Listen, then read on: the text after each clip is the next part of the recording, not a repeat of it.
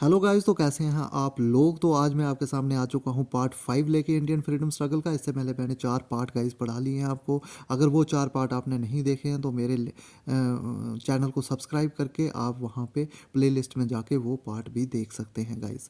तो चलिए, आज पार्ट 5 में मैं आपको पढ़ाऊंगा लखनऊ सेशन, जो कि इसको लखनऊ पैक्ट 1916 के नाम से भी जाना जाता है। तो गाइस, जेकेएसएसबी पहला क्वेश्चन यहाँ से सीधा यही उठाएगा कि लखनऊ पैक्ट या लखनऊ सेशन कब हुआ था। तो ये क्वेश्चन बहुत इंपॉर्टेंट हो जाता है। तो आपको पता होना चाहिए कि लखनऊ पैक्ट जो था गाइस, वो हुआ था हमारा 1960 में गाइस। तो वेरी वेरी इंपॉर्टेंट ये बात आप याद रखेंगे। Eight the Lucknow session of the Indian National Congress 1916 two important political developments took place guys. तो ये बात आप याद रखेंगे कि 1916 में जब लखनऊ सेशन होता है कांग्रेस का, तो वहाँ पे दो चीज़ें होती हैं गाइस। तो इस सेशन से आपको वो दो चीज़ें पता चलेंगी कि वो दो कौन से पैक्ट यहाँ पे होते हैं। तो वो दो पैक्ट आपने याद रखने हैं कि लखनऊ पैक्ट में कौन कौन से दो पैक्ट होते हैं। तो गाइज, मैं आपको बता देता हूँ कि पहला जो होता है वो होता है कि यहाँ पे मॉडरेट्स जो अलग होते हैं सूरत स्प्लिट में, जो कि मैंने आपको पढ़ाया हुआ है पिछले वीडियो में। अगर मेरी पिछली वीडियो आपने सूरत स्प्लिट वाली नहीं देखी है गाइज, वो आप देखें जाके, कि सूरत स्प्लिट होता है 1907 में, जहां मॉडरेट्स और एक्सट्रीमिस्ट अलग होते थे गाइस।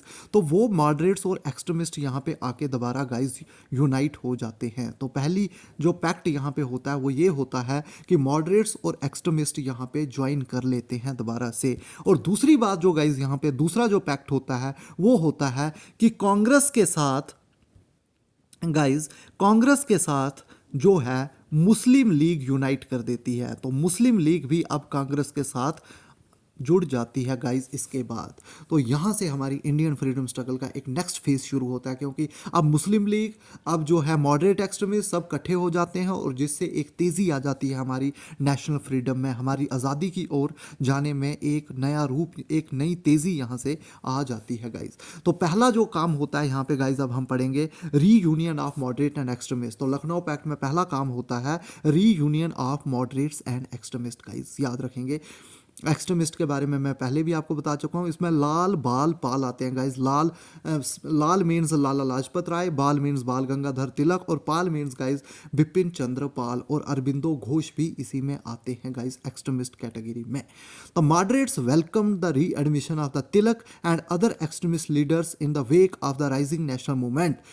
तो जैसे जैसे नेशनल मूवमेंट हमारी राइज कर रही थी गाइस, तो इसको बढ़ाने के लिए, नेशनल मूवमेंट को और तेज़ करने के लिए, जो मॉडरेट्स थे उन्होंने वेलकम किया एक्सट्रीमिस्ट लीडर बाल गंगाधर तिलक का। और मॉडरेट्स और एक्सट्रीमिस्ट दोनों ज्वाइन कर लेते हैं इस सेशन में। As a result the two wing of the Congress, the moderate and the extremist, united after 9 years of split at Surat in 1907।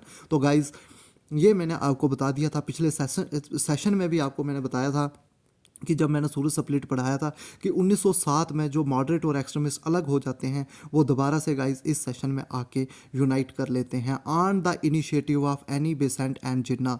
तो गाइस, इसका क्रेडिट किसको जाता है? इसका क्रेडिट जाता है एनी बेसेंट और मोहम्मद अली जिन्ना को, कि मॉडरेट और एक्सट्रीमिस्ट को यूनाइट करने का। गाइस, ये बात आप याद रखेंगे। Indian National Congress revived with the inclusion of the expelled leaders since the opposition from moderates was attenuated by death of Feroze Shah Mehta. तो गाइस, फिरोज शाह मेहता की डेथ के बाद ऐसा होता है कि जो मॉडरेट और एक्सट्रीमिस्ट हैं वो एक दूसरे के साथ गाइस यहाँ पे आके यूनाइट कर लेते हैं। ये बात आप याद रखेंगे। फिरोज शाह मेहता एक मॉडरेट लीडर थे गाइस, ये भी आप याद रखेंगे। Now the united Congress demanded constitutional reforms from the government in order to seek autonomy in the matters of self rule. तो कांग्रेस जो है यूनाइट होके गाइस, उनका एक ही मकसद था अब इसके बाद, कि सेल्फ रूल लेना गाइस, स्वराज को छीनना। अंग्रेजी शासन, जो अंग्रेज हम पे शासन कर रहे थे वो हम पे शासन ना करे, हम उन पे शासन करें, ये चाहते थे इंडिया के लोग गाइस। और यही मोटिव था कांग्रेस का, जो कि जो कि जो कि ये समझा कांग्रेस सरकार ने उस वक्त कि अगर मॉडरेट और एक्सट्रीमिस्ट गाइज इकट्ठे हो जाते हैं तो ये जो इनिशिएटिव है ये पूरा हो सकता है। तो गाइज, अगला ये क्वेश्चन आता है इस सेशन में से, ये पूछा जाता है कि जो लखनऊ पैक्ट 1960 लखनऊ सेशन हुआ था, उसको प्रिजाइड किसने किया था गाइज। ये बड़ा इंपॉर्टेंट क्वेश्चन हो जाता है, और ये क्वेश्चन मैंने प्रीवियस ईयर एग्जाम्स में देखा भी है कि जो लखनऊ सेशन 1916 का जो है बहुत ही हिस्टोरिक सेशन है, बहुत ही इंपॉर्टेंट सेशन है, इसको प्रिजाइड किसने किया था गाइज। तो ये आप याद रखेंगे, अंबिका चरण मजूमदार ने इसको गाइस प्रेजाइड किया था। ये बहुत ज़्यादा इंपॉर्टेंट हो जाता है कि लखनऊ सेशन 1916 का किसने प्रेजाइड किया था, तो वो किया था अंबिका चरण मजूमदार ने गाइस। ये आप याद रखेंगे गाइस।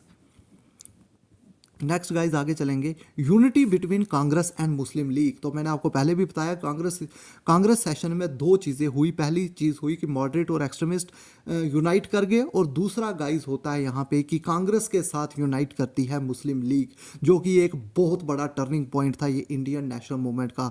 क्योंकि मुस्लिम लीग अभी तक कहीं ना कहीं जो है ये जो कांग्रेस से काफ़ी एंटी चल रही थी, काफ़ी अलग चल रही थी, और जिसकी वजह से एक किस्म की यूनिटी नहीं आ रही थी इंडिया के लोगों में, और जो कि इंडियन फ्रीडम को इससे बढ़ावा नहीं मिल सकता था। लेकिन 1916 में ऐसा होता है कि मुस्लिम लीग जो है जुड़ जाती है आके कांग्रेस के साथ। And other major development that happened at the Lucknow session was the unification of the Muslim League and the Indian National Congress. Guys ये बात याद रखेंगे कि इंडियन नेशनल कांग्रेस के साथ मुस्लिम लीग यहाँ पे आके यूनाइट कर जाती है।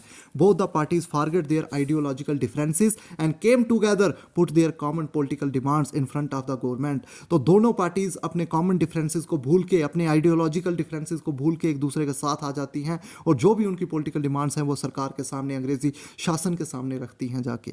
The unification was formalised by signing the Congress league pact, popularly known as Lucknow pact. तो guys very very very important, यही है हमारा लखनऊ पैक्ट जो कि 1916 में होता है। और इसमें दो चीज़ें होती हैं गाइज, मैं आपको बार बार बोल रहा हूँ, एक मॉडरेट्स और एक्सट्रीमिस्ट ज्वाइन करते हैं, और दूसरा कांग्रेस के साथ यूनाइट करती है मुस्लिम लीग। और इसको प्रिजाइड किया था गाइज ये बात याद रखेंगे कि इसको जो है प्रिजाइड किया था अंबिका चरण मजूमदार ने। गाइज ये बात आप याद रखेंगे, ये क्वेश्चन इंपॉर्टेंट हो सकता है। Lokmanya Tilak and Mohammad Ali Jinnah acted as the reconcilers in bringing both the parties together. They act sent a message Hindu Muslim unity. तो गाइज बहुत इंपॉर्टेंट बात मैं आपको बताने जा रहा हूँ कि लोकमान्य तिलक और मोहम्मद अली जिन्ना को क्रेडिट जाता है हिंदू मुस्लिम यूनिटी का गाइज, क्योंकि इन्होंने उसके बाद ये मैसेज भी सेंड किया था हिंदू मुस्लिम यूनिटी का। तो यही दो थे जिनकी वजह से ये लखनऊ सेशन में यूनिटी आई थी मुस्लिम लीग और कांग्रेस के बीच में गाइज। तो ये बात आप याद रखेंगे। However, the pact just involved the leaders of both the parties, excluding the Hindu-Muslim masses.